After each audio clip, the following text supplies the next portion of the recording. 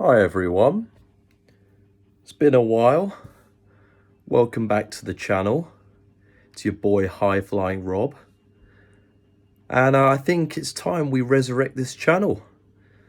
I think there's a lot of you out there who've missed me, and I'm sorry I've been away. I've been busy. You know what? It was time for me to put a video out here. And I thought, let's go with something which is very relevant at the moment. And I thought, you know what, let's talk about England versus Denmark. And I thought I'd just share a few of my points of view on the match, and also talk about the final a little bit as well. But firstly, we should really congratulate the boys for getting to this stage.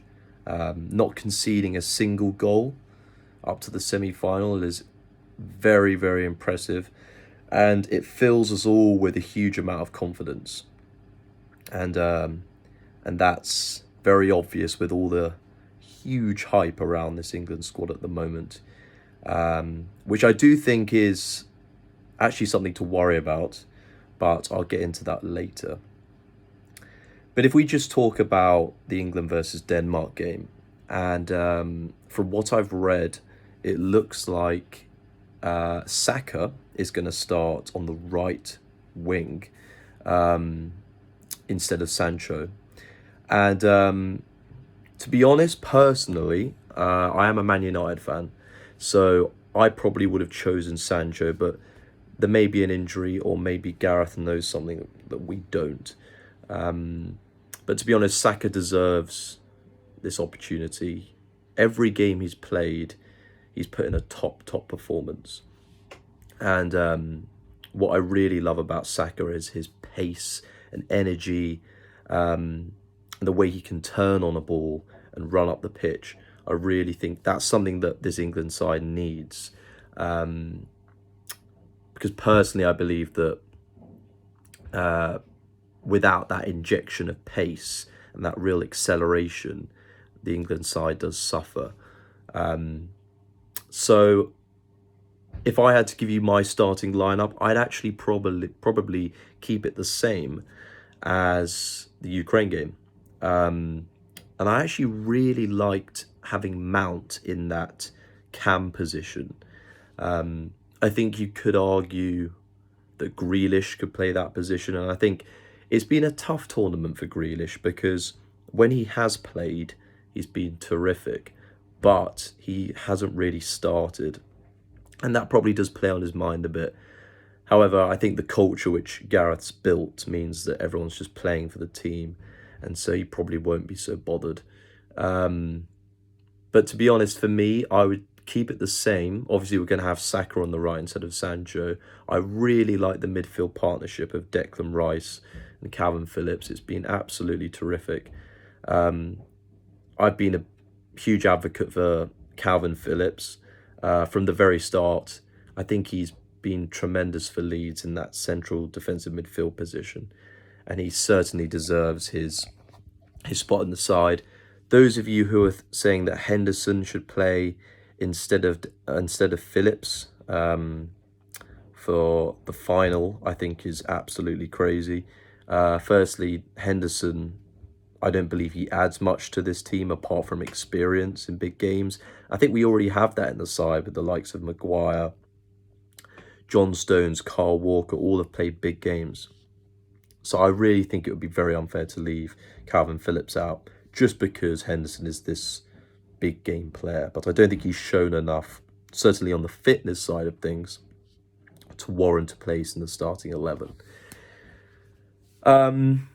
I think Luke Shaw's been absolutely terrific. He'll keep his place. He's been assisting quite a lot at the moment. I think he's the second highest most assists for England in an international tournament, just behind David Beckham, which is brilliant. Harry Kane, of course, has to start. It's so great to see him scoring. When he scored that goal against Germany, I think that's what England fans across the nation were waiting for, because realistically, if Harry Kane doesn't score, we don't win this tournament. And getting another 2 in that Ukraine match was music to my ears and music to the nation's ears. In terms of goalkeeper, Pickford's been absolutely magnificent. He's a funny player because he plays so well for England, but he has some very, intermittent spells at Everton. I guess playing for his international side must bring something out of him, which makes him play out of his skin. But to be honest, the only worry for me in this Denmark game would be complacency. There's absolutely no doubt we have the quality to win this game. It's evident, just look at the starting lineups. I think complacency is an issue, particularly due to the hype around this England side. The media are really pushing this narrative of it's coming home. I, as a fan, am completely guilty of that. I've jumped on the bandwagon that England are going to win this thing. But I think the players need to make sure that they stay professional. And I'm hoping and I believe that this culture which Gareth has built in the England camp means that they're not going to get complacent. But it's still a slight concern. And I hope that the players aren't thinking about the final too much. I hope that they're just thinking about this game against Denmark and nothing else. But I don't want to continue this without giving huge props to Denmark.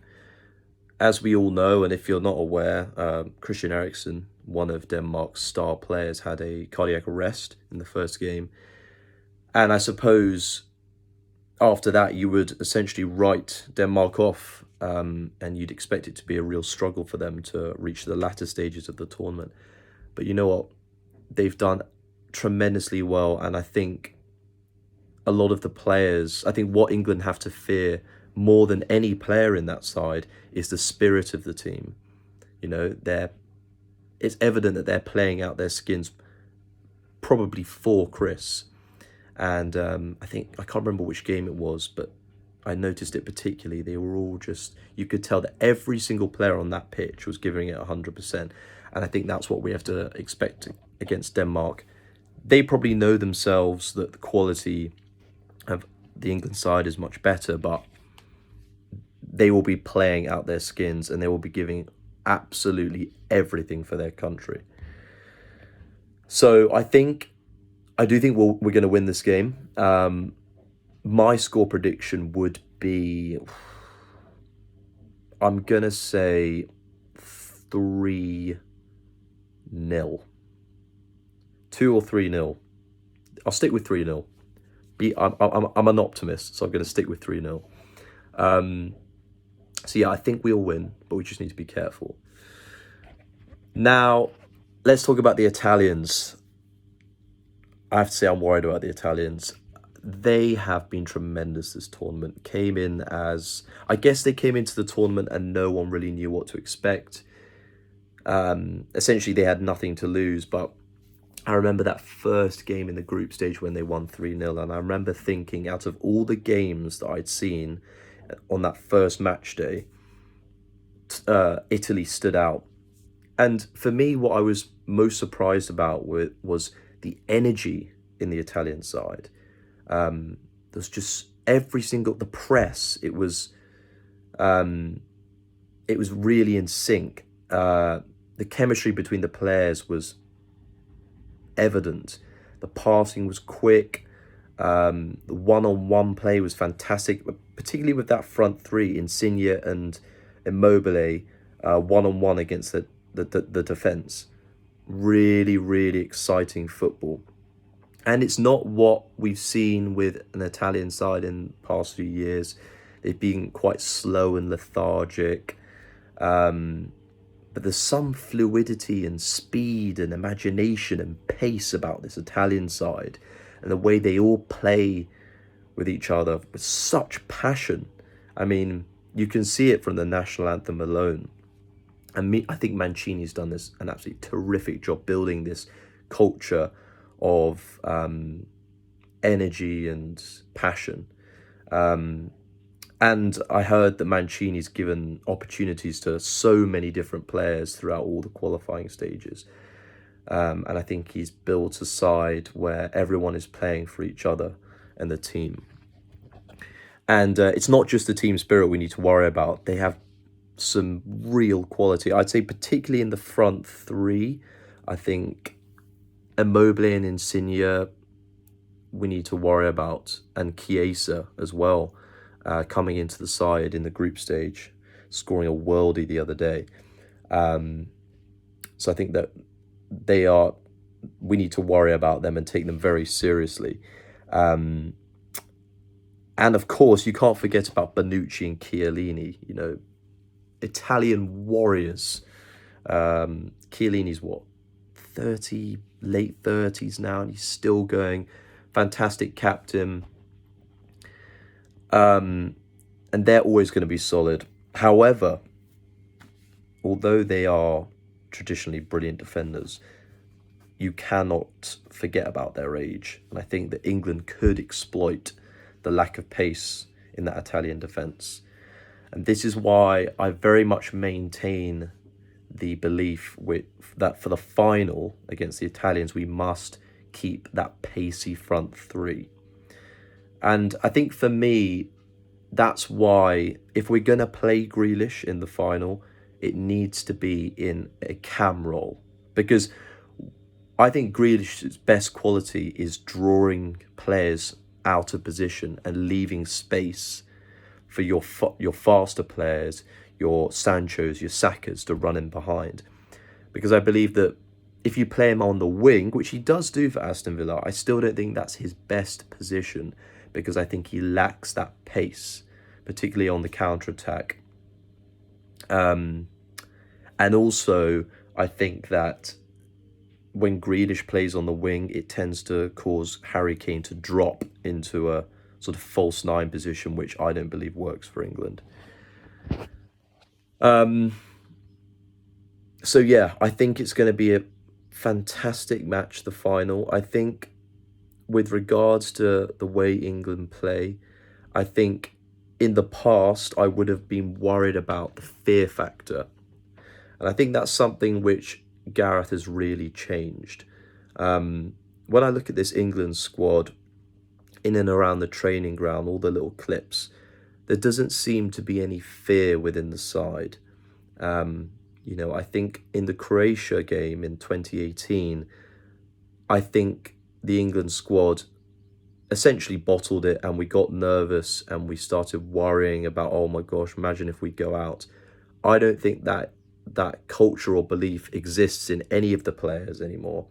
I think they're all just going to go out, play our football. We know we can win, and it's all about execution. The belief is there. It's simply all about execution, being clinical.